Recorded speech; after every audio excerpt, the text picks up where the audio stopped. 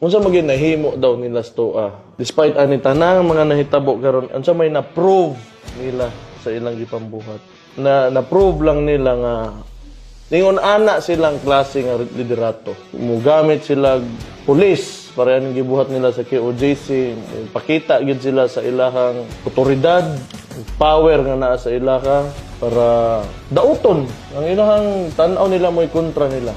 Tan-aw ninyo ba nga natarog di mga taga Davao ana o nabalaka bagid mi kana lang no hadlokon man ninyo para sa inyong politika, inyong paantuson nga ni kadagang tao. Just tinuod lang bisag unsaon ninyo di ninyo matandog yun. Kay ba may sa mga gusto, mga taga Davao, gusto kaayuhan, mga taga Davao, gusto tinarong, mga taga Davao, motuman o balaod, o mga disiplinado kami. O kana inyong panghasi, kana inyong inapambuhat, di nakatandog sa mga. Kamo ang nabalaka, dili kami.